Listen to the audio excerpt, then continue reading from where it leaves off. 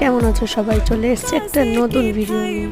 অনেকদিন ধরে তোমাদের সঙ্গে কোনো শর্ট শেয়ার করা হয় না, তার কারণটা নিশ্চয়ই আমার ভয়েস শুনে তোমরা বুঝতেই পারছো।